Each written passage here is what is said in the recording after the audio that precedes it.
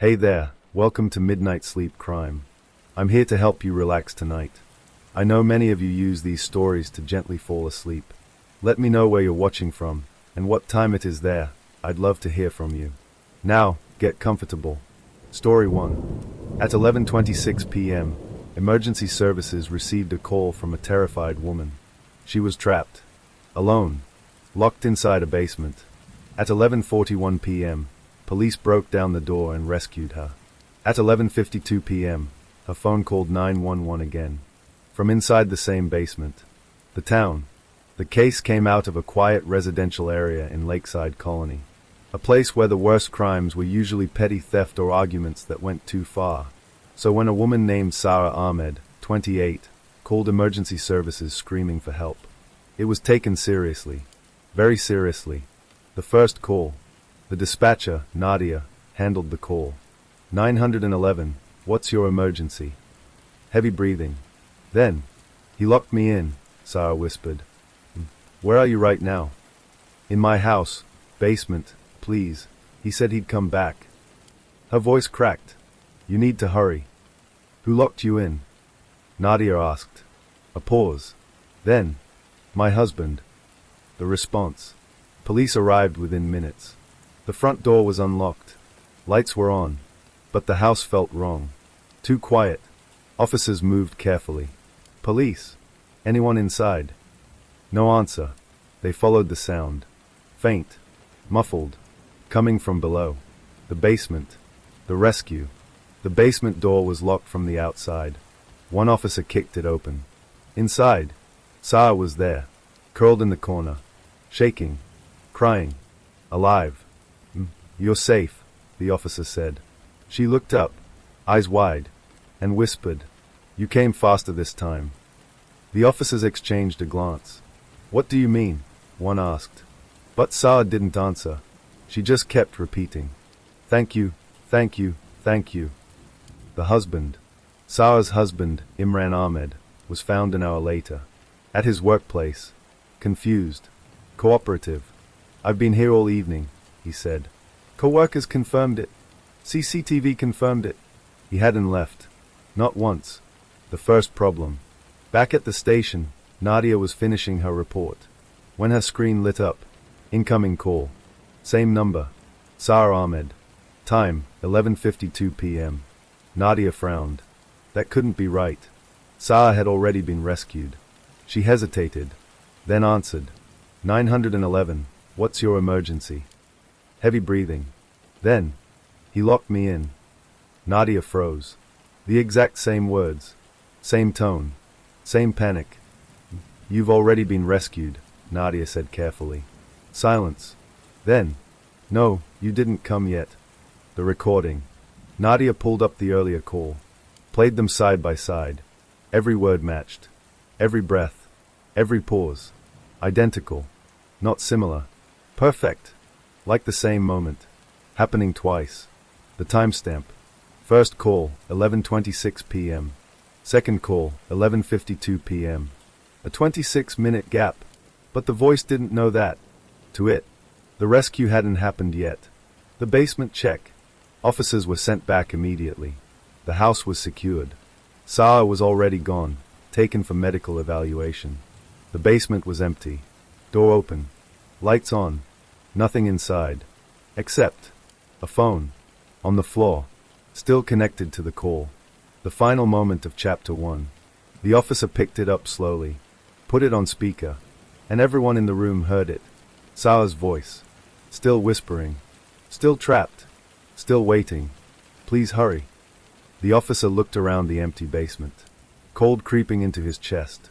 Because the voice wasn't echoing. It wasn't a recording. It was responding.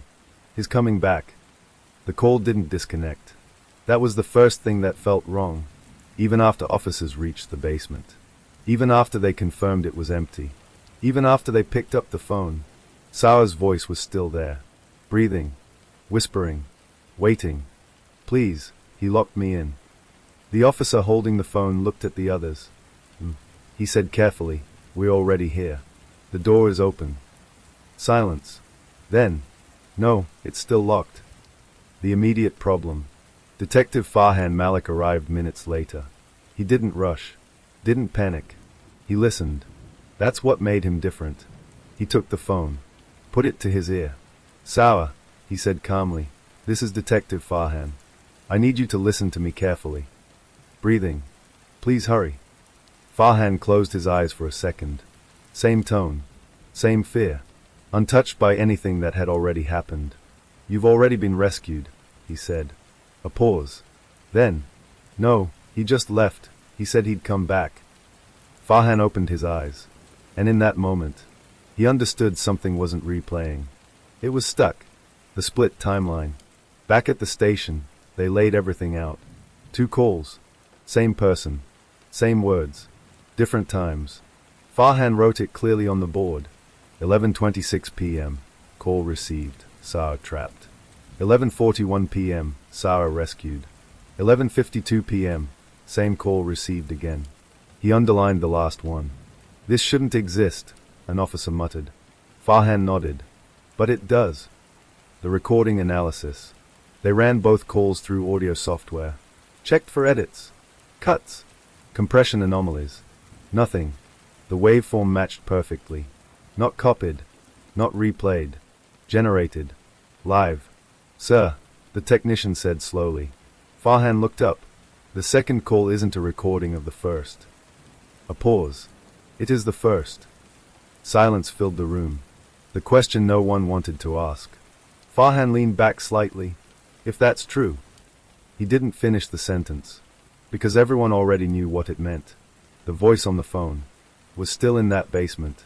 At 11:26 p.m. The return to the house. Farhan went back. Alone this time. The house was sealed. No movement. No noise. But as he stepped inside, he felt it. Not something physical. Something off. Like the space itself didn't fully agree with the time he was in. The basement again. He walked down slowly. Each step careful. Measured. The door was open. Broken from earlier. Light spilling inside. And the room. Empty. Except for the phone. Still on the floor. Still connected. "Hello?" Sawa's voice whispered. Farhan crouched down. "I'm here," he said. A pause. Then, "You came." Farhan's breath slowed. This was new. Different from before. "Yes," he said. "Is the door open?" she asked. Farhan looked at it. Wide open. "Yes." Silence. Longer this time. Then, "No, it's still locked." The mismatch. Farhan stood up slowly. Same space. Same room. Same moment. But 2 different realities. In one, the door was open. In the other, it wasn't. The first experiment. Farhan moved toward the doorway. Then stopped. "Sawa," he said, "I'm going to do something. Tell me if you hear it." He kicked the broken door lightly. A dull sound echoed in the basement. He waited. On the phone. Nothing. "Please, don't leave," Sarah whispered. She hadn't heard it. Not even a little. The conclusion begins. Farhan's mind raced. Different time wasn't enough to explain this. Because if it was just delayed, she would still hear something. But she didn't. Which meant, it wasn't just time. It was separation. 2 versions of the same moment. Running parallel. Not touching. Farhan stepped into the center of the room. Closed his eyes. "Sawa," he said quietly. "What can you see?" Breathing. "It's dark." A pause. The door is closed. Another pause. And, he's standing there. Farhan's eyes snapped open. The room was empty. Completely empty. "Who's standing there?" he asked. Silence. Then, her voice dropped to a whisper. "You." End of chapter scene. Farhan slowly turned toward the doorway. Nothing there. No one. But the phone in his hand crackled softly. And Sawa's voice said one last thing. "Why are you not moving?" Farhan froze. Because he was. He was breathing. Standing. Thinking. But wherever she was, he wasn't. Farhan didn't move for a long time. Not because he was scared. Because he was thinking. If Sawa could see him. But not this version of him. Then there were 2 possibilities. Either she wasn't in the same moment. Or he wasn't. The phone call continues. Why are you just standing there? Sarah whispered. Her voice sounded closer now. Not physically, but aware. Farhan forced himself to speak calmly. Sarah, listen to me carefully. I need you to tell me exactly what you see. Breathing. You're at the door. Farhan slowly turned his head. The doorway was empty. You're not coming inside, she added. His chest tightened, because that meant something very specific. There was another version of him, standing exactly where she said, but not moving. The frozen version. Farhan stepped backward, just a little, testing something. Sarah, he said, is the person at the door moving? Silence. Then, no. A pause. You're just standing there, watching me. Farhan looked at the doorway again.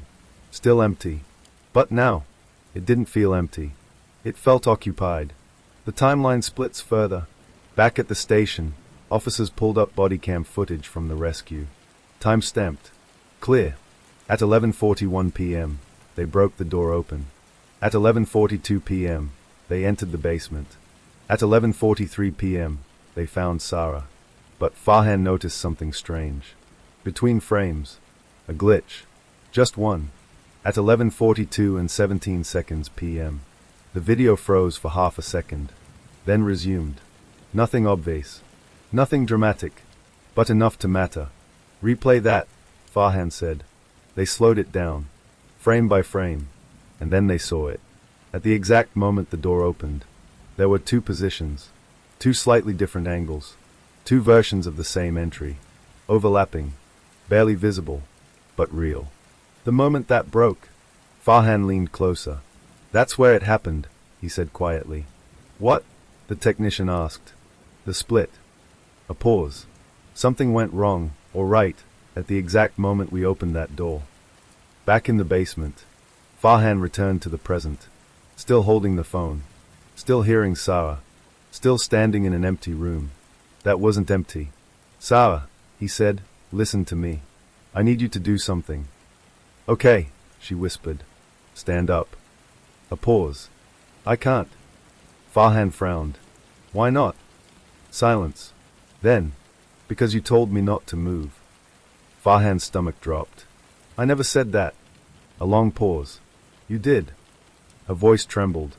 You said, don't move, and then you just stood there. The other version speaks. Farhan stepped closer to the center of the room, heart pounding now, because this changed everything. There wasn't just another version of him. That version had interacted with her, given instructions, and then stopped. The loop locks. Sarah, Farhan said carefully, when did I say that? Right before you stopped moving. A pause. Right before everything froze. Farhan closed his eyes for a second. That was it. That was the moment. 11:42 and 17 seconds p.m. The glitch. The split. One version moved forward, rescued her, ended the event. The other didn't. The trapped timeline. You're still there, Farhan whispered. Yes, Sarah said. Still locked in the basement. Yes. Still waiting for help. A pause. Yes. Farhan opened his eyes. And now, he wasn't just hearing her. He was understanding her. She wasn't a recording. She wasn't delayed. She was real. Just stuck. In the version where the rescue never happened. The impossible question. Farhan looked around the empty room. Same walls. Same door. Same space. Two different outcomes. Running at the same time. And only one of them had ended. Sarah, Farhan said quietly, listen to me. I'm going to try something. Please hurry, she whispered again. Farhan stepped toward the doorway, the exact place she said he was standing, and stopped, right where the other version of him should be. His hand lifted slowly, reached forward, into empty space. And then, he felt it. Resistance. Like his hand had touched something that wasn't there, but existed anyway. Sarah gasped on the phone. You moved. Farhan froze. Because he had. But the other version hadn't. Two versions of the same moment can exist. But only one of them is allowed to change. Farhan didn't pull his hand back, even when the air resisted him. Even when it felt like pushing through something invisible. He kept it there, because now he knew. This wasn't empty space. It was a boundary. Between two outcomes. Two decisions. Two versions of him. The contact. You're closer, Sarah whispered. Her voice trembled. Don't move, she added suddenly. Farhan froze. That was it. Those were the words. The exact words. The ones the other version of him had said. The ones that locked her in place. The wrong command. Farhan slowly lowered his hand. Did I say that before? He asked carefully. Yes. Her breathing became uneven. You said it, and then you stopped. A pause, and everything stopped. Farhan closed his eyes. He could see it now. The moment of the split. He reached the door. He saw her. He made a decision. And said the wrong thing. Don't move. A harmless instruction. A reflex. But in that version, it became absolute. Final. Unchangeable. The nature of the loop. Farhan stepped back slightly. Sarah, try to move now. Silence. Then. I can't. A pause. You told me not to. Farhan's jaw tightened. It's okay, he said. You can ignore that. No, she whispered. I can't. Her voice broke. It's like, I'm still waiting for you to tell me it's okay. The authority problem. Farhan understood. In that moment, he wasn't just a person to her. He was authority. Safety. The one who controlled what happened next. And when he stopped, so did everything else. The loop structure. Back at the station, Farhan replayed the body cam again. Slowed down. Focused on the exact second. 11:42 and 17 seconds p.m. He watched himself enter. Heard his own voice. Don't move. Then, the glitch. The split. One version continued. The other paused and never resumed. The realization. That's not just a recording, Farhan said quietly. The technician looked at him. What do you mean? Farhan didn't look away from the screen. It's a command loop. A pause. She's not trapped in time. Another pause. She's trapped in an instruction that never got completed. Back in the basement. Farhan returned again. Same room. Same silence. Same impossible overlap. Sarah, he said, voice steady, listen to me. Please, she whispered. I need you to hear this clearly. A pause. You can move. Silence. Long. Uncertain. Are you sure? She asked. Farhan didn't hesitate. Yes. Another pause. Then, a sound. Faint. A shift. Clothing moving. Breathing changing. She was trying. The resistance. But then, she stopped. You didn't say it right, she whispered. Farhan's chest tightened. What do you mean? You didn't say it the same way. A pause. The other you. Her voice shook. He said it differently. The exact words matter. Farhan felt it then. The precision. The exact phrasing. The tone. The timing. That version of him hadn't just spoken. It had defined the moment. Locked it. And now, anything different didn't apply. The only way out. Farhan stepped closer to the invisible boundary again. Hand raised. If that's what it takes, he murmured. He positioned himself exactly where the other version stood. Same posture. Same angle. He closed his eyes. And tried to remember. Not just the words. But how he said them. The correction. Farhan opened his eyes. And spoke again. Calm. Clear. Don't move. Silence. Then, a second sentence. The one that never came. You're safe now. The air shifted. The resistance in front of him trembled. On the phone, Sarah gasped. You finished it. Farhan's breath caught. Can you move? He asked. A pause. Then, yes.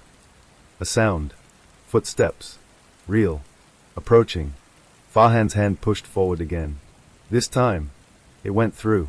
No resistance. No boundary. Nothing separating the two moments anymore.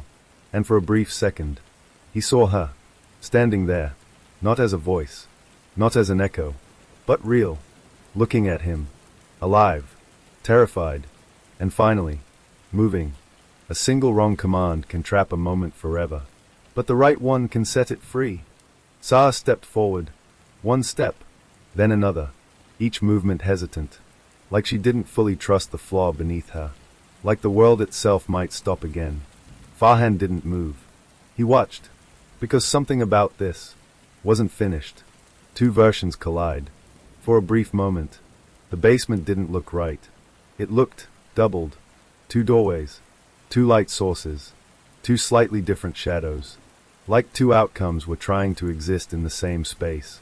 At the same time, Sarah stopped in front of him. Close enough now. Too close. She looked up at him, eyes wide, confused. You look different, she whispered. Farhan's chest tightened. How? A pause. You're moving. The overlap breaks. Behind her, something shifted. Not physically, but structurally, like the version of reality that had been stuck, was starting to collapse. Farhan turned toward the door. For a second, he saw it. Another version of himself, standing exactly where Sarah had described. Still, watching, frozen in that moment, right after saying, "Don't move." The frozen Farhan. It wasn't a ghost. It wasn't a reflection. It was him. A version that never continued. Never completed the action. Never fixed the mistake. Just stayed there, locked in the exact second everything broke. Sarah followed his gaze. Her breathing sped up. That's him. Farhan nodded slowly. I know. The final instability. The room flickered again. Not like a glitch. Like a decision being made. One version had to go. Two outcomes couldn't coexist forever. Sarah grabbed Farhan's arm. What's happening? She asked. Farhan didn't look away from the frozen version. We're correcting it, he said quietly. The system resolves. The air grew heavier. The edges of the room blurred. And the frozen Farhan twitched, just slightly, like the system was trying to decide whether to keep him or erase him. The choice. Farhan stepped forward, toward himself, toward the version that made the mistake. That never fixed it. That left Sarah trapped. And for the first time, he felt something unexpected. Not fear, responsibility. Because that version wasn't wrong on purpose. It just stopped too soon. Farhan stood face to face with himself.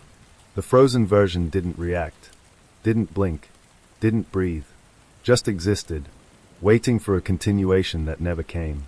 Farhan raised his hand slowly and spoke, not to Sarah, not to the room, but to that moment. You're safe now. Silence. Then, the frozen version blinked. Just once, and everything shattered. The collapse. The doubled room snapped back into one. The extra doorway vanished. The second light disappeared. The frozen Farhan was gone. Not erased. Completed. The real rescue. Sarah stumbled forward. This time, there was no hesitation. No delay. No invisible boundary. Farhan caught her as she lost balance. It's over, he said. And this time, those words meant the same thing in every version of the moment. The aftermath. At the station, there was only one record now. One call. One rescue. No second timeline. No duplicate event. Everything aligned. Except for one thing. Farhan reviewed the body cam footage one last time. 11:42 and 17 seconds p.m. The glitch was gone. Clean. Continuous. Like it had never happened. But as the footage played, Farhan noticed something subtle. Right before he spoke, right before the moment where everything once split, he hesitated, just for a fraction of a second. And in that hesitation, there was no error, no glitch, no second version, just a human pause. And then, the right words. Some moments don't break because of what we do, but because of what we fail to finish. The report was finished in less than 24 hours. That alone made Farhan uneasy. Cases like this, kidnapping, unlawful confinement, conflicting statements, they didn't wrap up neatly. They stretched. They cracked. They left something behind. But this one, it closed like it had been waiting to be closed. The official version. The file read simple. Victim confined in basement by spouse. Emergency response successful. No further anomalies detected. Imran Ahmed was charged. Sarah was safe. The timeline was clean. Too clean. Farhan read it twice. Then a third time. No mention of the second call. No mention of the overlapping moment. No mention of anything that didn't fit. It was as if the system had corrected itself and removed the evidence, the missing data. Farhan checked the call logs. Only one call. 11:26 p.m. Duration, 15 minutes. No second entry. No duplicate. No anomaly. He turned to the technician. Where's the 11:52 call? The technician frowned. What second call? Farhan went still. There were two. The technician shook his head. Sir, there's only one. The footage again. Farhan pulled up the basement footage. Watched it from start to finish. Smooth. Continuous. No glitch. No freeze. No split. But then, right at the moment of entry, he leaned closer. There. Barely visible. A single frame. Sarah. Standing in the corner. And behind her. Something off. A shape that didn't match the lighting. A shadow that didn't belong. Gone in the next frame. The interview. Farhan visited Sarah at the hospital. She looked better. Calmer. Like someone who had gone through something terrible. And survived it. But when he sat down across from her, he noticed it. A pause. Not fear. Not confusion. Just a slight delay before she reacted to his presence. Sarah, he said gently, how are you feeling? A beat. Then she smiled. I'm okay. Too smooth. Too complete. Farhan studied her. Do you remember the call? She nodded. Yes. Do you remember calling twice? A pause. Longer this time. Then. No. The subtle detail. Farhan leaned forward slightly. When you were in the basement, do you remember me telling you not to move? Sarah's expression didn't change. But her fingers tightened slightly. Just for a moment. Then relaxed. Yes, she said. And then. A pause. Then. You told me I was safe. Farhan's chest tightened. That wasn't how it happened. Not originally. That was the correction. The fixed version. The version that replaced the broken one. The clean memory. You don't remember anything strange? Farhan asked. Sarah shook her head. No. A small smile. Everything happened normally. Farhan sat back. Because that word, normally, didn't belong here. The final check. Back at the station. Farhan opened the case file one last time. Everything aligned. Everything made sense. Everything fit. Too perfectly. And that was the problem. Because real cases always left something behind. A contradiction. A loose end. A detail that didn't resolve. But this one had none. The last clue. Farhan closed the file. Then paused. Something caught his attention. A small note in the metadata. Barely noticeable. Timestamp adjustment. +00:00:01. 1 second. Added. To the official timeline. Farhan stared at it. Because 1 second was enough. Enough to remove a glitch. Enough to smooth a break. Enough to erase a second version. Enough to make everything look perfect. Farhan leaned back in his chair. The case was closed. Officially. Completely. But as he looked around the station, he noticed something small. An officer walked past him, then paused, just for a fraction of a second, before continuing. Natural. Unimportant. Normal. But Farhan knew better, because he had seen what happened when a moment didn't finish properly, and how easily it could be corrected. The most dangerous mistakes aren't the ones that remain. They're the ones that get fixed so perfectly, no one remembers they ever existed. Farhan didn't report the 1 second adjustment. He could have. There were forms, procedures, entire departments built for anomalies. But this wasn't something they would understand. Because on paper, nothing was wrong. And that was exactly the problem. The first sign. It started small. So small no one else noticed. At 9:14 a.m., an officer named Rizwan walked into the station. Routine. Normal. He greeted the front desk. Dropped his keys. Sat down. Then paused. Just for a second. His hand hovered mid-air. Like he had forgotten what came next. Then he continued. Picked up a file. Started working. No one reacted. except Farhan, because he had seen that pause before, not in behavior. In time, the pattern returns. Farhan began watching more closely. Not people, moments, gaps, transitions. And he saw it again. A woman answering a phone, pausing before saying hello. A clerk handing over documents, stopping halfway, then finishing the motion. A clock in the hallway, skipping forward, not by a second, but by less. A fraction, too small to measure, but enough to feel. The second delay. Farhan wrote it down. Delay, not missing time, misplaced time. Not a loop. Not a duplicate. Something subtler, like the world itself, was correcting micro-errors before anyone noticed them. The experiment. Farhan decided to test it. Simple. Controlled. He placed a pen on the edge of his desk. Balanced. Ready to fall. Then he waited. No movement. No interference. Just observation. Minutes passed. Nothing. Then, the pen slipped. Fell. But not normally. Farhan saw it clearly. Halfway down. It paused. Just for a fraction of a second. Then continued. Hit the floor. Normal. Complete. Except for that one moment. That shouldn't exist. The realization deepens. Farhan picked up the pen slowly. This wasn't random. This wasn't glitching. This was correction. Something was still active. Still monitoring. Still adjusting. Not big events anymore.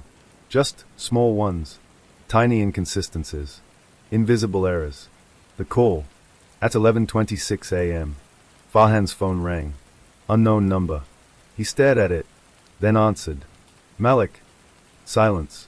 Then, a voice. Familiar. Too familiar. Hello. Farhan's grip tightened. Sir. A pause. Who is this? She asked. Her tone. Normal. No fear. No panic. Different from before. Where are you? Farhan asked. At home, she said. A pause. Why? Farhan exhaled slowly. Did you just call me? Silence. Then. No. The mismatch again. Farhan lowered the phone slightly. Looked at the screen. The call was still active. Duration increasing. But Sarah insisted. She hadn't made it. Sarah, he said carefully. Stay on the line. Why? She asked. A pause. Is something wrong? Farhan didn't answer immediately. Because something was wrong. But not in the way it used to be. The new behavior. Before, the system created duplicates, loops, overlaps. Now, it was doing something else. Smoother, smaller, almost invisible. It wasn't repeating events. It was adjusting them. In real time. The question. Sarah, Farhan said, are you sure you didn't just pick up your phone? I'm holding it, she replied. A pause. I've been holding it this whole time. Farhan's heart slowed.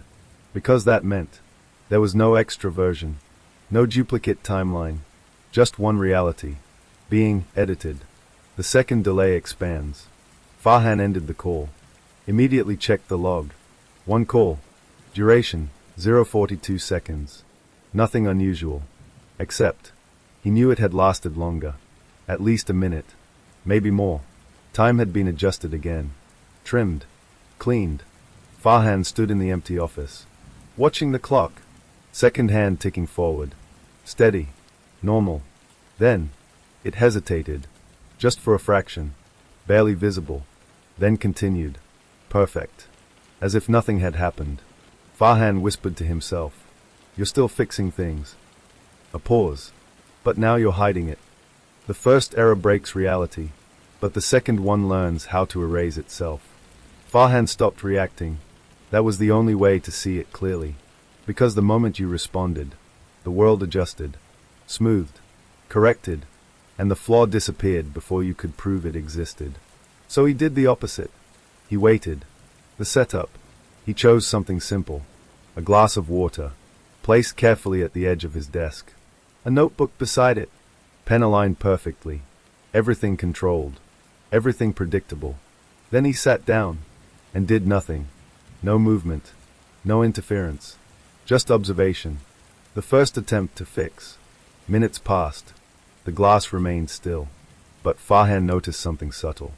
The reflection on the water surface shifted, not because of light, not because of movement, but because something had anticipated a change, and prepared to correct it.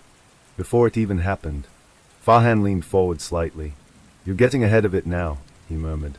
The disruption. Without warning, Farhan flicked the table. Not hard, not enough to shatter the glass, just enough to make it unstable. The water rippled, the glass tilted, and then it stopped, mid-fall. For a fraction of a second, everything froze, not visibly, but fundamentally, like the world itself paused, trying to decide how to fix what was about to happen. The failure. Then, the glass continued falling, but not correctly. It hit the floor, and shattered, water spreading unevenly, fragments scattering in unpredictable directions. Messy, uncontrolled, unfixable. Farhan stood up slowly, because something important had just happened. It didn't correct it. The first unfixed moment, he stared at the broken glass, waiting, expecting the delay, the adjustment, the smoothing. Nothing came. No pause, no rewind, no correction, just consequence, the realization. Farhan crouched down, touched the water. Real, cold, still spreading. "You couldn't fix that," he said quietly. Silence. For the first time, no hidden adjustment followed. No micro-delay. No invisible correction. The threshold. Farhan pieced it together. Small errors. They could be smoothed. Tiny inconsistencies. They could be erased. But something like this. Too fast. Too chaotic. Too unpredictable. It exceeded the system's ability to respond. The limit. "You have a limit," Farhan whispered. A pause. "And I just crossed it." The pattern breaks.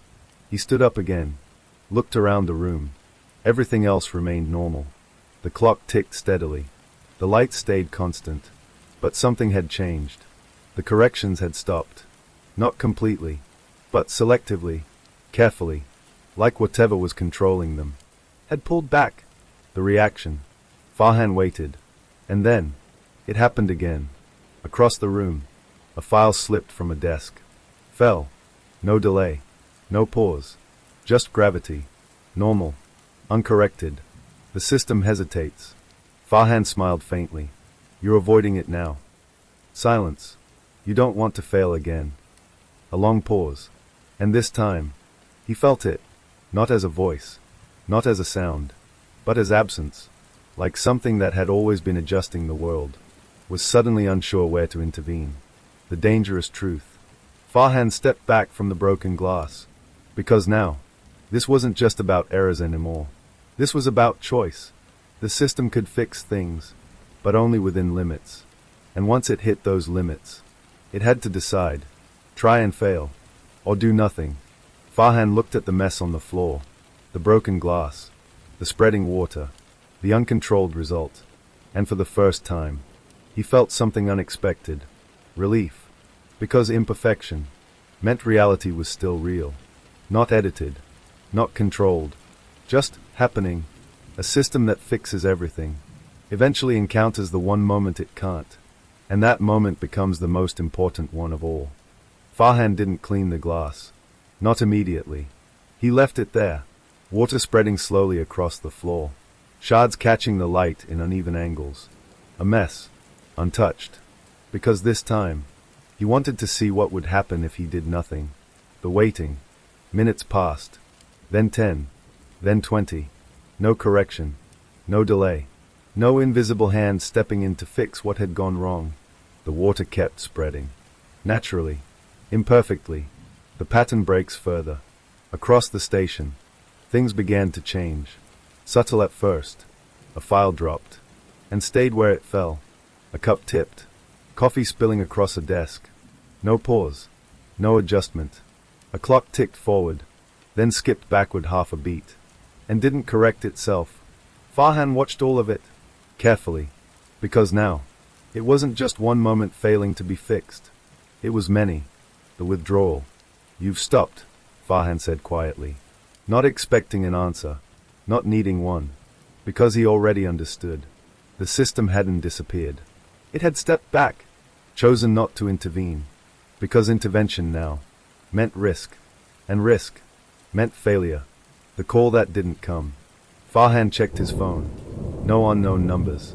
No phantom calls. No extra seconds added or removed. Everything was consistent. Messy, but consistent. The internal shift. Farhan sat down slowly, for the first time since the case began. He wasn't looking for anomalies.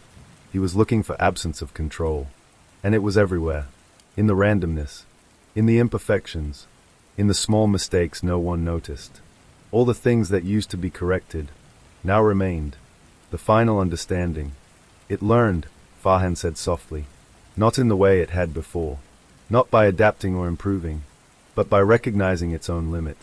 A system that tried to fix everything had finally found something it couldn't fix.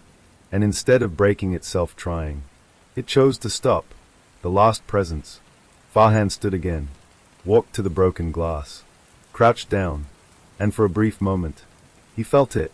Faint, not active, not correcting, just observing, like something watching from a distance, no longer interfering, but still aware. You're still here, Farhan said. Silence, but not empty, never completely empty. The choice. Farhan picked up one shard of glass. Sharp, real. He turned it in his fingers. Then, without hesitation, he dropped it. It hit the floor, bounced once, then settled. No delay, no correction, just consequence. Farhan nodded. That's better, he said. The station continued around him, uncontrolled, uncorrected, alive in its imperfections. And somewhere, just beyond perception, something that once tried to control it all, made a final decision. Not to fix, not to adjust, not to complete, but to let it be. The most powerful control isn't forcing things to be perfect. It's knowing when to let them break. Nothing dramatic happened. No final collapse. No disappearance. No moment where everything suddenly made sense. The world didn't reset. It simply continued. The new normal. Days passed. Then weeks. Life moved forward the way it always had. But with something subtly different beneath it. People forgot small things. Made mistakes. Spilled drinks. Missed steps. Said the wrong words. And nothing corrected them. No invisible delay. No quiet adjustment. Just consequence. Natural. Unfiltered. Farhan watches. Farhan didn't stop looking. Not out of fear. But out of habit. He still noticed things others didn't. A door closing too hard. A clock running slightly fast. A conversation ending awkwardly. But now, those things stayed that way. They didn't smooth out. They didn't fix themselves. They remained imperfect. And that told him everything he needed to know. Sawa's life. Sawa returned home. Not the same house. A different one. A new place. A fresh start. She smiled more now. Talked freely. Laughed without hesitation. But sometimes, just sometimes, she paused. Not because something held her back, but because she was thinking, choosing. And that pause was entirely her own. The last visit. Farhan went back to the basement one final time. Not because he expected something to be there, but because he needed to confirm it. The door stood open. Repaired now. Clean. Ordinary. He stepped inside. The room looked smaller than before. Less important. Like whatever had made it significant. Was no longer attached to it. Farhan stood in the center. Waited. Listened. Nothing responded. No presence. No delay. No hidden structure beneath the moment. Just silence. Farhan exhaled slowly. It hadn't been destroyed. It hadn't been defeated. It hadn't even truly left. It had simply stopped. Not because it was forced to, but because it chose to. Because it reached the only conclusion it couldn't avoid. A perfect system cannot exist inside an imperfect world, and trying to force it only breaks both. The last thought, as Farhan turned to leave, he paused, not because something made him, but because he chose to, and in that moment, he realized something simple.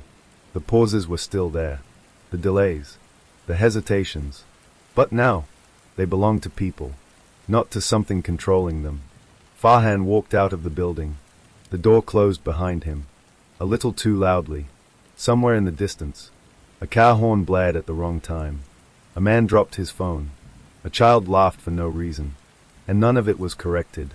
None of it was adjusted. None of it was perfect. And that was exactly why it worked. The world didn't need to be fixed. It only needed to be left alone. Story 2. The first time anyone noticed something wrong, it wasn't a scream. It was silence.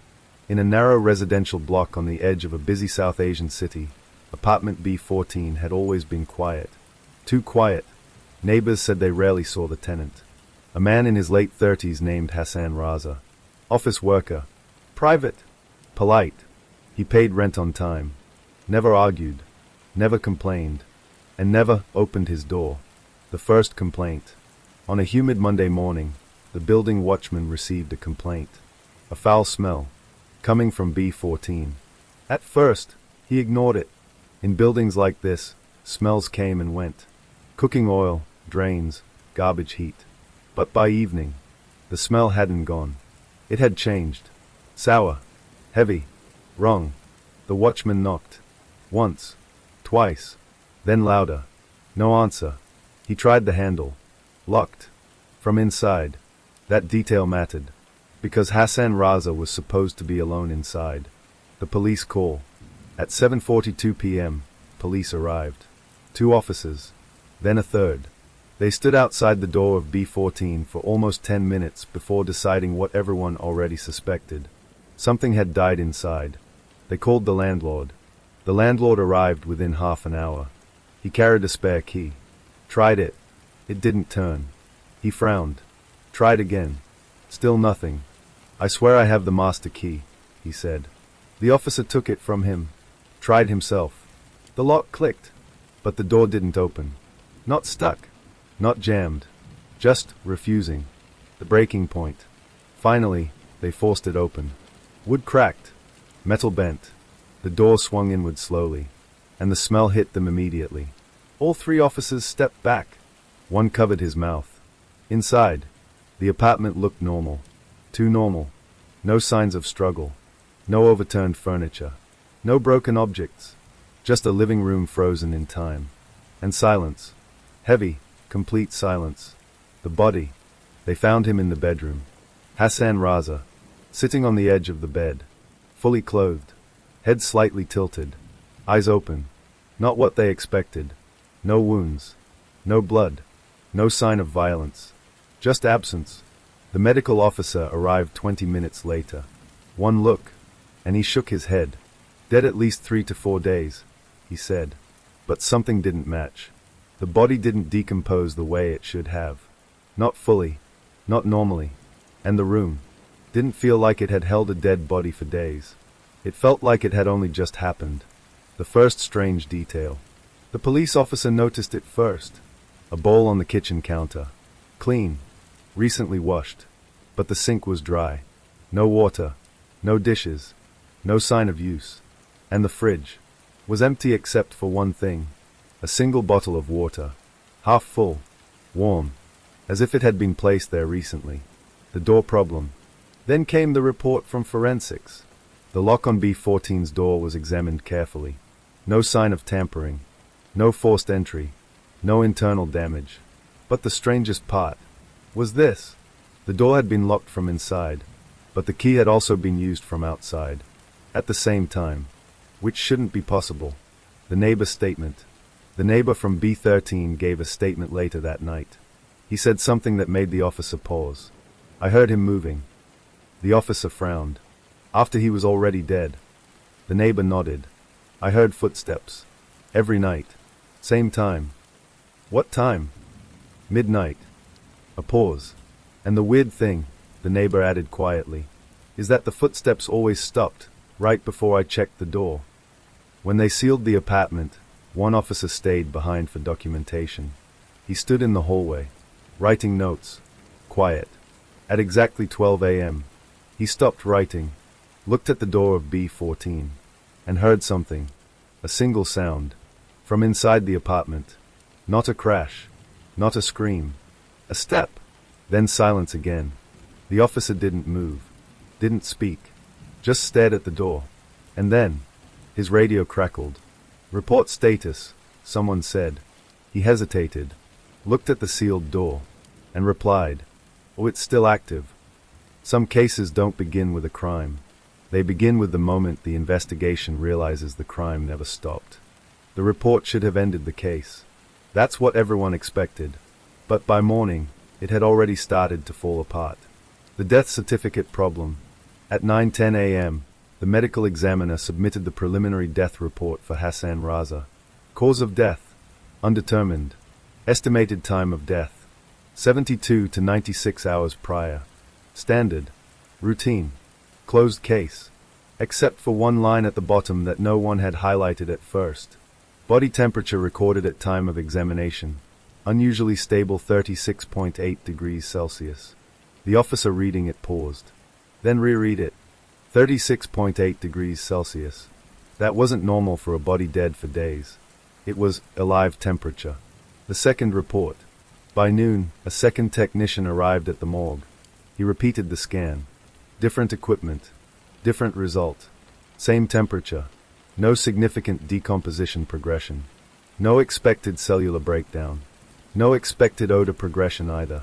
The technician frowned. "You sure about the time of death?" The examiner nodded. "I've done this 20 years. A pause.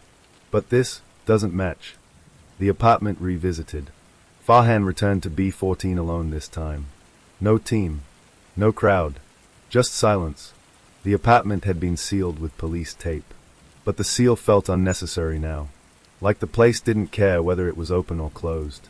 He stepped inside. Same room. Same air. Same wrong stillness. But something had changed. The smell was weaker. Not gone. Just reduced. Like something inside had adjusted itself. The clock detail. Farhan noticed the wall clock immediately. It was stopped. Frozen. At exactly 11:59. He checked the time on his phone. 12:41 p.m. He looked back at the clock. Still 11:59. He stepped closer. Took a picture. Then, the clock ticked. Once. Forward. To 12 o'clock. Farhan froze. No batteries had been changed. No power source explained it. Nothing logical justified it. But it moved anyway. The neighbor becomes important. He visited the neighbor from B13 again. This time, the man looked worse. Tired. Uneasy. Farhan sat down. "Tell me about the footsteps again." The neighbor hesitated. Then nodded. "They start at midnight." Farhan nodded slowly. "Every night?" "Yes." "And stop when you check?" The neighbor looked away. "Yes." A pause. Farhan leaned forward slightly. "What happens if you don't check?" The neighbor went quiet. Long silence. Then, "I did once." Farhan didn't speak. The neighbor swallowed. "I didn't open the door." And the footsteps didn't stop. The first pattern break. Farhan's mind sharpened. That was new. "If you don't check," he repeated slowly, "it continues." The neighbor nodded. "And it gets closer." A pause. "How close?" The neighbor looked at him directly. "Right outside the door." The impossible detail. Farhan returned to the apartment again that night. This time, he stayed. 12 a.m. He stood in the hallway outside B14. Waiting. Nothing at first. Then, a sound. Step. Soft. Controlled. Inside the apartment. Farhan looked at the door. Unmoving. Another step. Closer. Then another. Not rushed. Not chaotic. Deliberate. Farhan raised his hand slowly. Placed it on the door. And listened. The footsteps stopped. Complete silence. Then, a voice. Very faint. From inside. "Don't open it." Farhan froze. That wasn't on the report. That wasn't in the case file. That wasn't supposed to exist. The first contact. Farhan spoke carefully. "Hassan." Silence. Then, "You're late." Farhan's breath tightened. "You're supposed to be dead," he said. A long pause. Then the voice replied. "I tried." Farhan slowly stepped back from the door. The hallway light flickered once. Then stabilized. Inside B14. Another step sounded, closer than before, and this time, it didn't stop when Farhan moved away.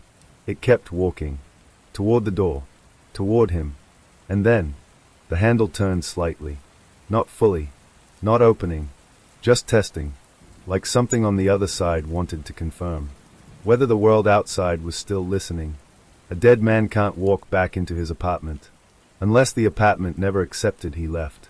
The handle stopped moving, not because it was locked, not because it was stuck, but because whatever was on the other side paused. Like it was listening back. Farhan didn't step away this time.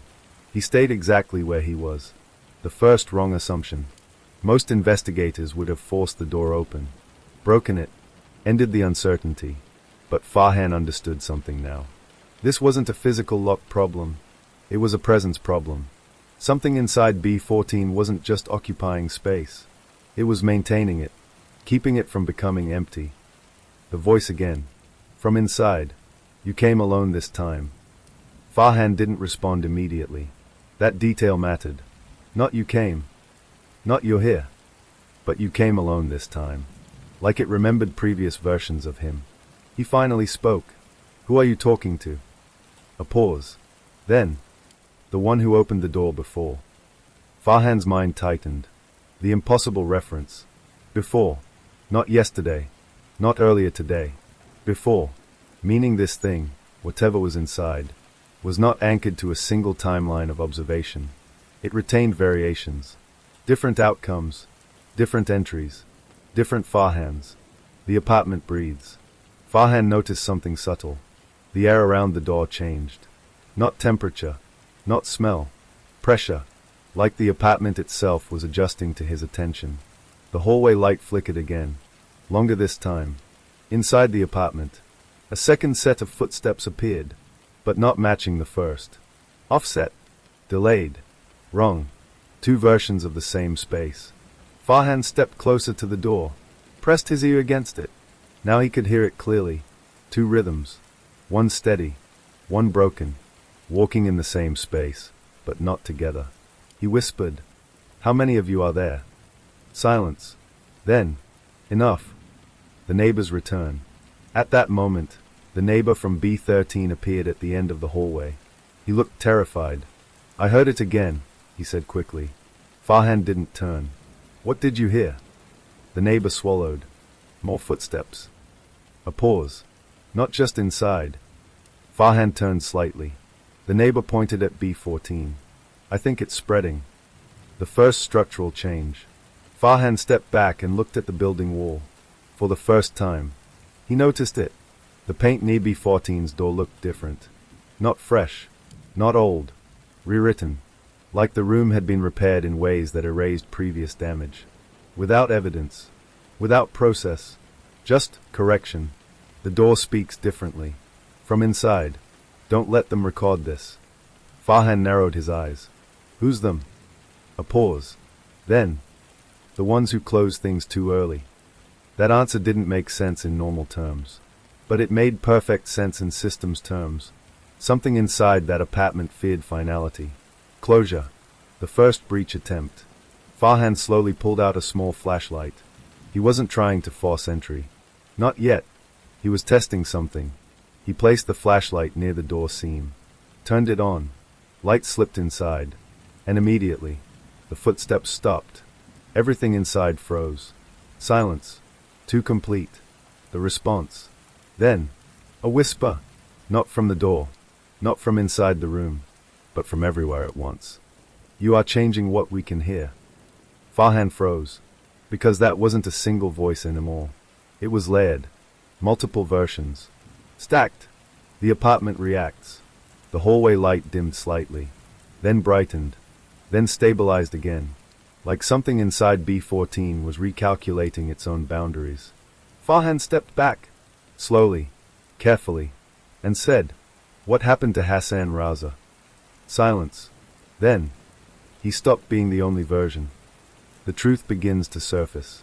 Farhan understood part of it now. Not fully, but enough. Hassan Raza hadn't just died. Something about his death had split outcomes, and instead of resolving, They continued. Parallel. Unfinished. Inside a space that refused to finalize what happened. The door finally reacts. The handle turned again. This time more confidently. Not testing anymore. Deciding. Farhan stepped forward instantly, pressed his palm against the door. Stop, he said firmly. Inside. The footsteps froze mid-step. And for the first time, the voice sounded uncertain. Why? Farhan replied. Because you're not supposed to continue. A long pause. Then, very softly, but we already did.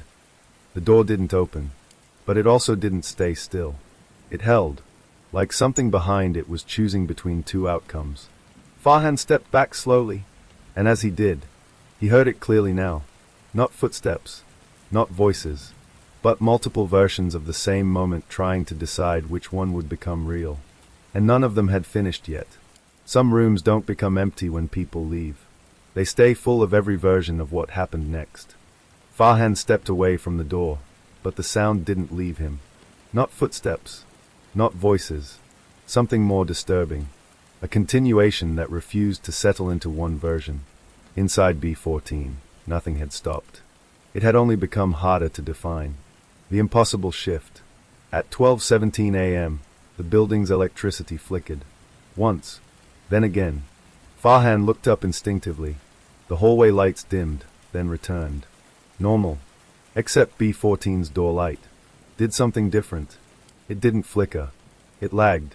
Half a second behind the rest of the building. Farhan noticed immediately. That delay again. But now it wasn't correcting itself. It was staying wrong. The second witness. The neighbor from B13 didn't leave. He stood frozen at the end of the hallway, watching B14 like it might breathe. I heard something new, he whispered. Farhan didn't look at him. What? The man swallowed. Someone coughing. A pause. Inside. Farhan's expression tightened. Hassan Raza had been dead for days. Coughing shouldn't exist. Breathing shouldn't exist. Unless. The first contradiction. Farhan pressed his hand to the door again. Cold. Still. Then. From inside. Don't listen to him. Farhan froze. That voice was different. Not the same tone as before. Not the same rhythm. This wasn't one presence anymore. It was multiple interpretations of the same man. The apartment splits behavior. Farhan stepped back, and immediately, he heard it. Footsteps again, but not aligned. One set slow, one set fast, one stopping at the bedroom, the other pacing the hallway. Two versions of movement inside a single room that should not allow duplication. Farhan whispered, "This isn't residual memory." A pause. It's replay with variation. The neighbor breaks. The neighbor suddenly stepped forward. I heard my name. Farhan turned sharply. You sure? The man nodded quickly. He called me. A pause. I've never spoken to him. Farhan stared at B14. That was the first external connection. The first time the apartment reached beyond itself. The first contact expansion. Farhan placed a recorder near the door. Activated it. Stepped back. At first, nothing. Then, a whisper. He's still here. Pause. But not alone. Farhan leaned closer. Who else is there? Silence. Then, a second voice layered over the first. We don't agree. The impossible condition. Farhan stepped back slowly. That wasn't a haunting. That wasn't echo. That was disagreement. Multiple outcomes of the same moment, still unresolved. Inside B14, Hassan Raza wasn't a single identity anymore. He was a collection of unfinished possibilities. And they were starting to notice each other. The first physical change. The door vibrated slightly. Not forcefully, not violently, just enough to feel like pressure building from within. Farhan placed his hand on it again. This time, it wasn't cold. It was warm. Not heat from outside. Internal heat. Like something inside was active again. The voice becomes clearer. You keep interrupting. Farhan responded immediately. What are you? A pause. Longer than before. Then, what remains when a moment is not allowed to finish? Farhan's breath slowed. That answer wasn't metaphorical. It was functional. A process that never resolved. Still running. Still generating outcomes. The critical realization. Farhan stepped back fully now. For the first time. He understood the danger wasn't death. Death had already happened. The danger was that the system didn't accept closure. It kept producing what could have happened next. The neighbor leaves. The neighbor finally backed away. "I'm leaving," he said quickly. "I can't stay here." Farhan didn't stop him. He was focused on the door. Because now, it wasn't just footsteps. It was conversation. Inside B14, voices overlapped. Arguments forming. Decisions being made. Then rejected. Then remade. A loop of unfinished outcomes. The door changes state. The handle turned again. Slowly. Confidently. Farhan didn't move this time. Because now he understood. It wasn't trying to escape. It was trying to decide what it was. Farhan spoke quietly. "You can't continue this." Inside, everything stopped again. Not fully, but listening. Then, 3 voices answered at once. "We already did. We are still doing it. We haven't decided." The door vibrated once more. And for the first time, it didn't feel like something trapped inside. It felt like something that couldn't choose which version of itself to become. A death ends a life. But sometimes, it begins every version of what that life could no longer become. Farhan stopped treating B14 like a crime scene. That was the shift. Not officially. Not on paper. But in his mind. Because crime scenes had logic. They had endpoints. They had conclusions. This place didn't. The first recorded argument. He placed a second recorder outside the door. This time, more sensitive. Directional MIC. High gain. Noise filtering off. At 12:03 a.m. It began. At first, it sounded like movement. Then breathing. Then overlapping speech. But within seconds, it became clear. They weren't random sounds. They were voices arguing. Inside B14. Voice 1. "We should end this." Calm. Controlled. Almost rational. Voice 2. "End means deletion." Sharpened. Defensive. Voice 3. "We already ended." Confused. Broken. Farhan leaned closer to the recorder. His expression tightened. This wasn't possession. This wasn't echo. It was decision conflict. The apartment becomes a mind. Inside B14. Hassan Raza wasn't a body anymore. He was a disagreement. Different versions of the same person. Each holding a different outcome of the same final moment. And none of them agreed on what came after death. Farhan opens the door again. Against procedure. Against caution. Against everything rational. He unlocked B14. And opened it. The smell was gone now. Completely. That alone was wrong. Because decomposition doesn't reverse. But here, it had stopped progressing. As if time inside had stabilized around uncertainty. Inside the apartment, the room looked different again. Not physically, but perceptually. The furniture was the same, but its position felt debated. Like it had been moved several times and never finalized. Farhan stepped inside slowly. And immediately, the voices stopped. Silence. Not natural silence. Suspended silence. Like the room was holding its breath. The first direct response. "You came in." Farhan turned slightly. No visible source. Another voice followed immediately. "He always comes in." Then another. "He shouldn't." Farhan spoke calmly. "I'm not here to interfere." A pause. Then all 3 voices overlapped. "You already did." The core discovery. Farhan walked slowly through the room. Each step felt heavier. Not physically. Conceptually. Like the room was reacting to the idea of him being inside it. He stopped in the center. Looked around. And said, "What are you arguing about?" Silence. Then voice 1 answered. "Whether he left." Voice 2. "He didn't leave properly." Voice 3. "He didn't leave at all." Farhan's expression tightened. That was the fracture point. The moment of death rewritten. He checked the medical report again in his mind. No trauma. No struggle. No external cause. But what if Hassan Raza didn't die as one event? What if the moment of death didn't finalize? What if it branched and never resolved? The apartment responds to thought. Don't think too loudly. Farhan froze. That wasn't spoken. Not in sound. It came directly, like the room was interpreting cognition. He lowered his gaze slightly. You can hear thoughts. A pause. Then, we hear unfinished conclusions. The breakdown inside. Suddenly, movement inside the apartment resumed. But chaotic now. Not footsteps. Not rhythm. Arguments manifesting physically. Doors opening and closing. Objects shifting slightly. Then returning. Then shifting again. As if reality couldn't decide what had actually happened. Farhan stepped back. Carefully. Because now, it wasn't just voices. It was state instability. The core argument. 3 voices overlapped again. We should let him go. He doesn't go anywhere. He never finished leaving. Farhan raised his voice. Why are you still here? Silence. Then voice 2 answered. Because leaving requires completion. Voice 3. And we never agreed on what completion is. The critical insight. Farhan understood it now. Hassan Raza's death wasn't the problem. The problem was that the system inside the moment didn't finalize. So instead of one outcome, it generated all possible outcomes that were never resolved. And they were still negotiating. The apartment reacts again. The lights flickered once. Then stabilized.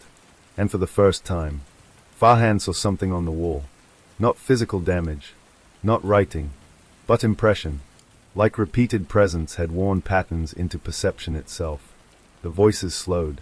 Not stopping, but aligning slightly. Not agreement, but exhaustion. What do you want? One voice asked Farhan. He hesitated, then answered honestly. I want this to end correctly. Silence. Then all voices responded softly. There is no correct ending. The room darkened slightly. Not power loss. Not change in light. But acceptance of uncertainty. Some arguments don't happen between people. They happen between the versions of a moment that never agreed on how it should end. Farhan stood still in the center of B14. Not because he was uncertain. Because moving now felt like choosing one version of reality over another. And he wasn't sure which one was still intact. The silence that shouldn't exist. The voices stopped arguing. Not gradually. Not reluctantly. Instantly. Like something inside the apartment had reached a shared conclusion, or exhausted every disagreement it could generate. The silence that followed was different from before. This wasn't absence of sound. It was absence of debate. The first resolution attempt. We are close. The voice came back softly, unified, single again. Farhan looked around. Close to what? A pause. Long. Careful. Ending. Farhan's expression tightened. Which ending? Silence. Because that was the problem. There was more than one. The apartment replays the moment. The air in the room shifted slightly. Not physically, but structurally. Farhan suddenly saw it. Not with his eyes, but awareness. A reconstruction of the original moment. Hassan Raza sitting on the bed. Still alive. Breathing. Unaware. Then, a second version layered over it. Same room. Same man. But already stopped. Already gone. 2 outcomes. 1 space. Still unresolved. The system trying to choose. The voice returned, but fractured again. Not 3 voices now. Just uncertainty within one. We need confirmation. Farhan frowned. Confirmation of what? That it ended. A pause. Farhan stepped closer to the center of the room. Then check. Silence. Longer this time. Then, we cannot agree on what ending looks like. The critical shift. The room dimmed slightly. Not power loss. Not lighting change. But perception narrowing. Like the apartment itself was reducing options. Farhan realized something important. It wasn't trapped in repetition anymore. It was trapped in interpretation. Every version of the moment still existed. But none could define which one was final. The door that shouldn't exist. Behind him. A sound. Not footsteps. Not argument. A door closing. Farhan turned immediately. The apartment door. Still open. Still visible. But now, there was another door. Inside the room. Facing him. A duplicate. Impossible. The first overwrite attempt. The voice returned again. calm, almost relieved. We found it. Farhan stepped back slowly. Found what? The room responded instantly. The version that can be kept. Farhan's heart rate slowed. Not fear. Understanding. Something inside B14 was attempting to select a final timeline. The moment reconstructed again. The duplicate door opened slightly. Not physically, but conceptually. Farhan saw it. Hassan Raza standing again. But now not uncertain. Not multiple. Single. Final. Still. The clean version. The one without argument. Without branching outcomes. The one that ended neatly. The truth emerges. Farhan whispered, "You're deleting the other versions." Silence. Then the voice replied, "We are resolving contradiction." Farhan shook his head. "No. You're choosing convenience."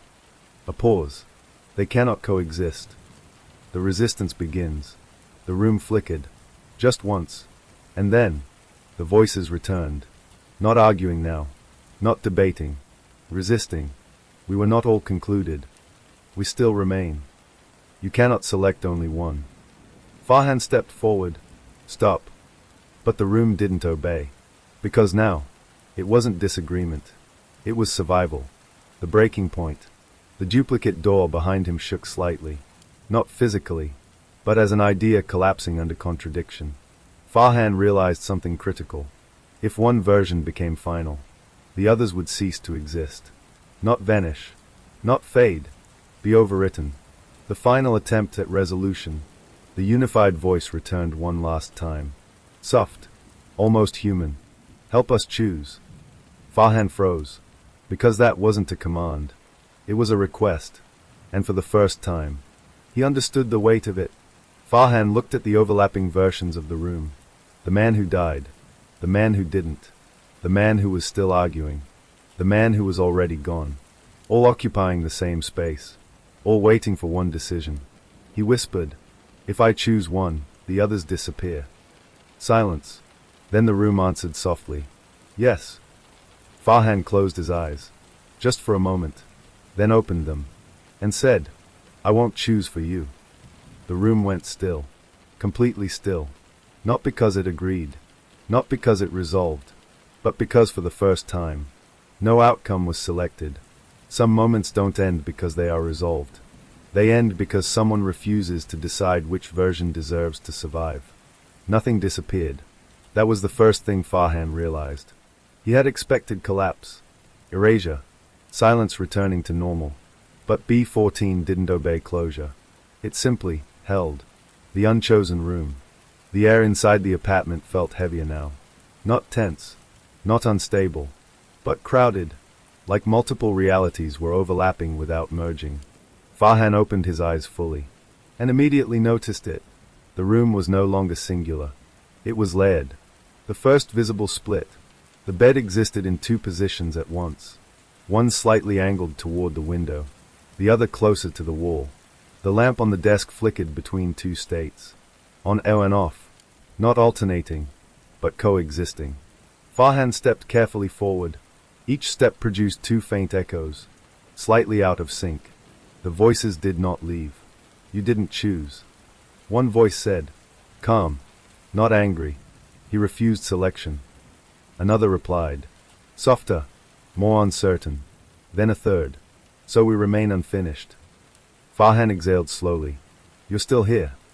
A pause. Then, "We never left." The consequence of non-selection. Farhan understood what he had done. Or rather, what he had prevented. He hadn't allowed one version to overwrite the others. So instead, all versions continued simultaneously. Not merged. Not resolved. Coexisting contradictions. The room starts behaving wrong. The clock on the wall ticked once. Then stopped. Then ticked again. At a slightly different rhythm. Farhan watched carefully. This wasn't correction anymore. Not like before. This was drift. Multiple timelines adjusting independently without synchronization. The first physical overlap. He reached toward the table. His hand passed through the edge of a glass. That wasn't there in one version of the room, but was in another. He pulled back immediately. Breathing steady. Eyes focused. "This is unstable," he murmured. A voice responded instantly. This is complete.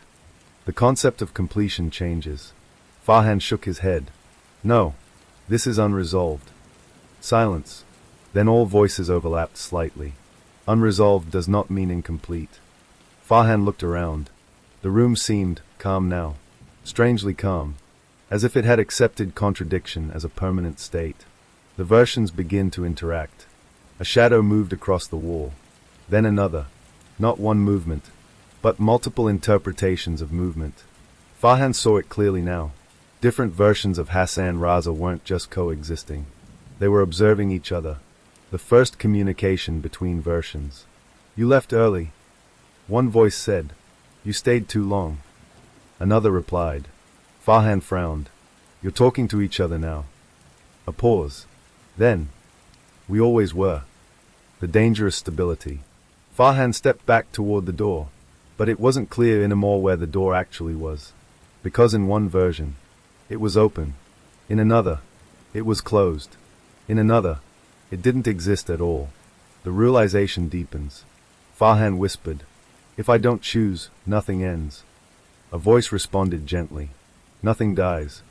Another added, Nothing is lost. Then a third, Nothing is final. Farhan paused. That last line mattered. Because it wasn't fear. It wasn't confusion. It was preference. The first hint of acceptance. The room felt different now. Less unstable. More aware. Not trying to resolve itself. Not trying to collapse. Just existing in multiple states without conflict. Farhan realized something unsettling. It wasn't breaking anymore. It was adapting. Farhan stood in the center of B14, surrounded by versions of a moment that refused to become one. He spoke quietly. So what are you now? Silence. Then the room answered. We are what remains when no ending is chosen. Farhan nodded slowly. Not agreement. Not understanding. Just acknowledgement. Some things don't collapse when unresolved. They multiply until reality itself learns to live with contradiction. Farhan didn't leave B14. Not immediately.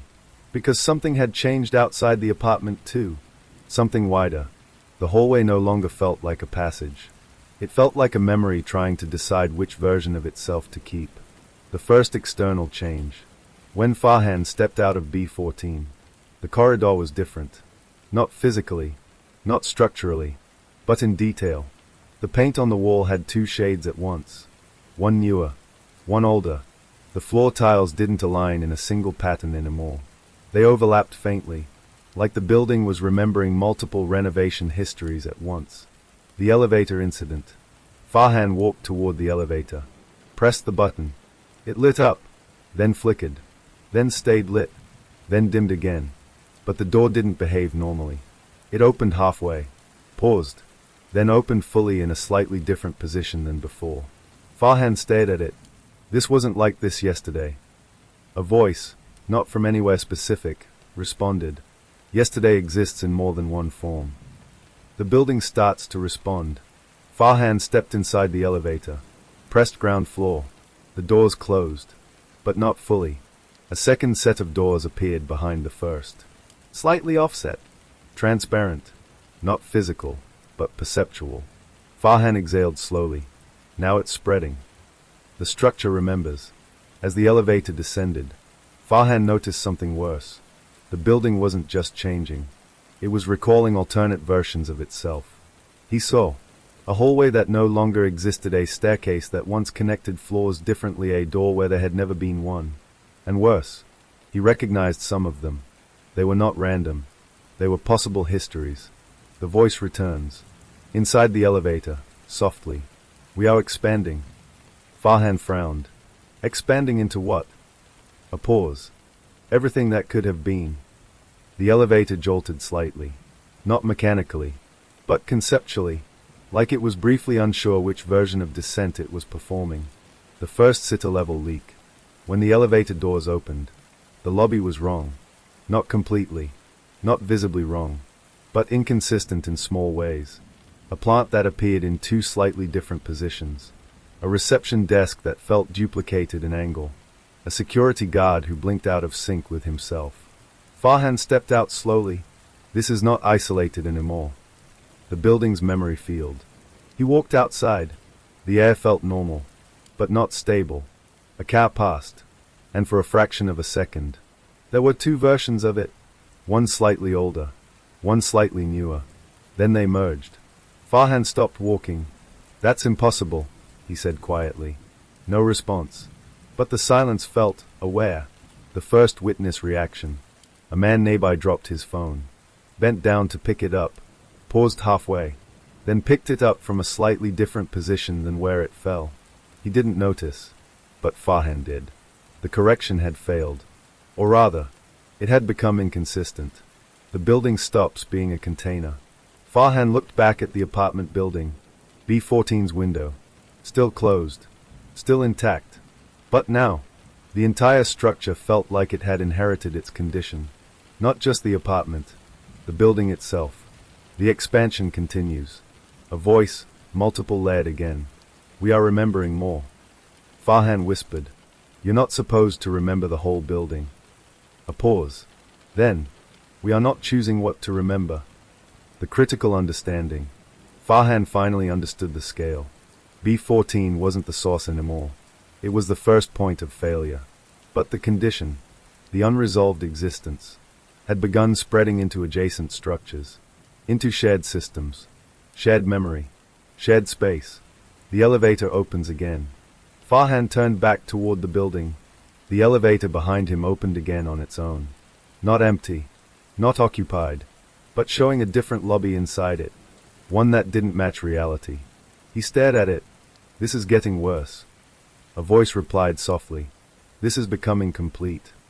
Farhan stood between two versions of the world. One stable, one overlapping, and both were starting to coexist without conflict. The building wasn't breaking anymore. It was learning. Some places don't forget what happened inside them. They start remembering everything that could have happened instead. By morning, Farhan stopped trusting distance. Because distance no longer guaranteed separation. What started in B14 had moved past walls, floors, and buildings. Now it was in the city itself. The first city-level distortion. He noticed it on the drive. A familiar intersection. One he passed every day. But today, the traffic light was wrong. Not broken. Not malfunctioning. Just inconsistent. Green light, then red. Red, then green. Not switching. Not blinking. Coexisting. Cars moved anyway. Some reacting to one version. Some reacting to another. No collisions. No confusion. Just silent disagreement with reality. The radio report. Farhan turned on the police radio. Static. Then a voice. Unit 12 reporting visual overlap at Sector 4 intersection. Pause. Repeat. Intersection appears duplicated. Farhan tightened his grip on the steering wheel. So it's not just here. The first civilian reports. His phone buzzed. Multiple messages. "Sir, my street looks like it has two versions of itself. The shop across from mine changed signs mid-walk. Something is wrong with the layout of my building." Farhan didn't reply. Because he already knew. This wasn't isolated anymore. The city starts layering. When he arrived at headquarters, the building looked normal. At first glance. But as he stepped inside, he felt it immediately. The reception desk existed in two positions. The hallway stretched slightly differently depending on where he focused. Even conversations felt delayed in uneven ways. Not lagging. Not buffering. Selecting between versions. The briefing room incident. Inside the briefing room, officers were already gathered. But something was off. One officer sat down, then stood up in the same motion from a slightly different timeline. Another officer opened a file, but the file changed content halfway through reading. No one acknowledged it, because everyone was seeing different versions of the same moment.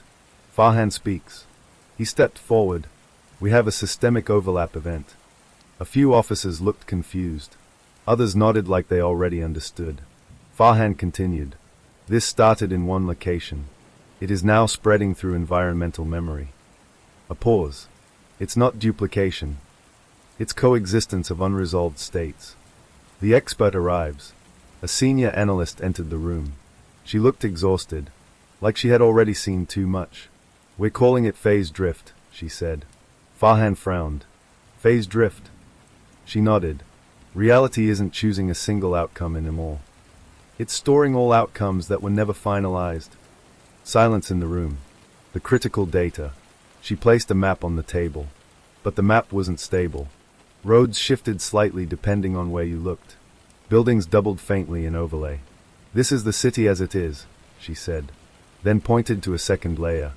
And this is the city as it could have been. Farhan leaned closer. So both are active. She nodded slowly. And sometimes, they agree. The dangerous pattern. Farhan realized something immediate. B14 wasn't causing distortion anymore. It was anchoring a condition that had already begun elsewhere. The apartment was just where the system first failed to resolve itself. Now the entire city was inheriting that failure state. The first failure event. A loud crack echoed outside the building. Everyone rushed to the windows. A streetlight flickered, then split visually, into two slightly offset versions. One stayed on, the other turned off. Both existed, neither resolved. The voice returns again. Farhan felt it before he heard it. Not sound, not direction, presence. We are learning scale. He whispered, you're adapting. A pause. We are distributing unresolved states. The horrifying realization. Farhan stepped back. This isn't expansion. He looked at the analyst. This is replication. She nodded slowly. But not of objects, she said. Of unresolved moments. The city breathes in overlap. Outside, the city moved. But not in sync.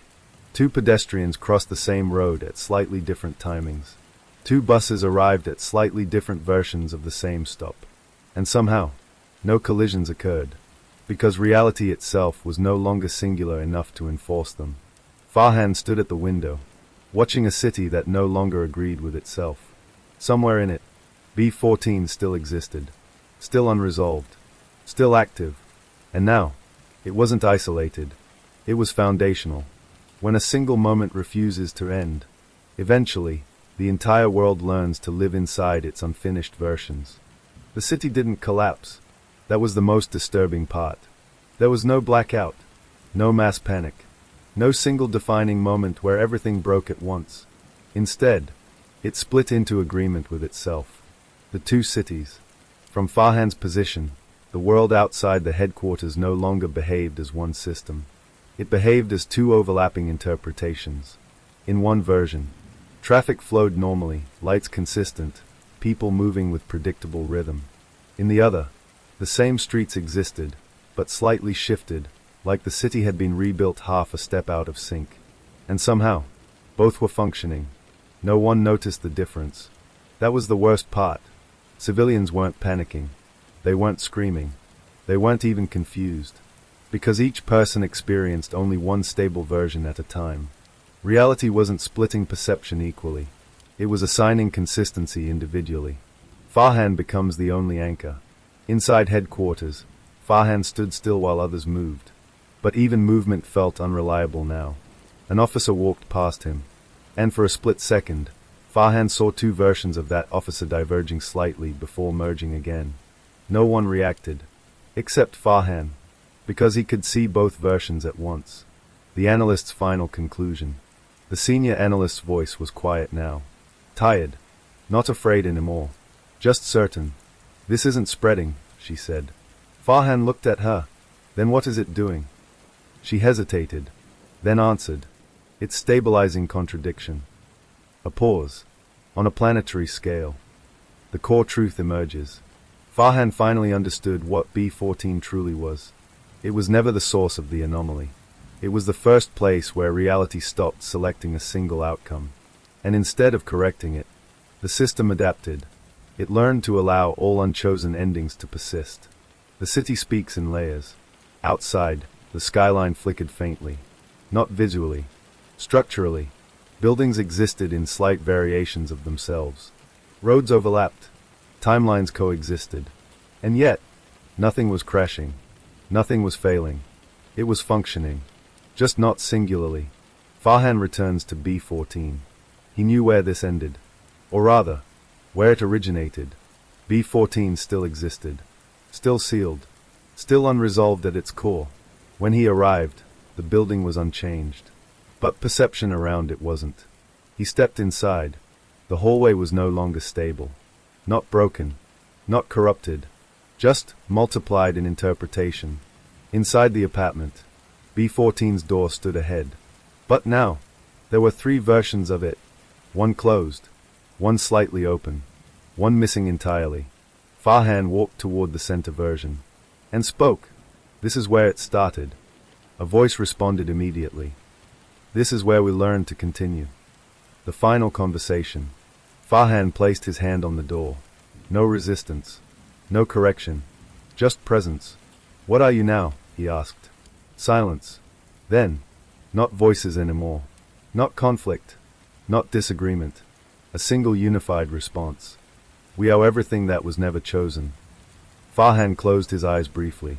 And the city, a pause, is learning to hold all choices at once. The last understanding. Farhan stepped back. Slowly, carefully. He realized something final.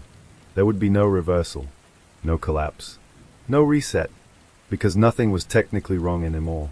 The system hadn't broken. It had evolved into non-selection stability, a world where every unresolved moment continues forever, without contradiction. Farhan walked out of B14 for the last time. Behind him, the apartment no longer felt like a place. It felt like a condition.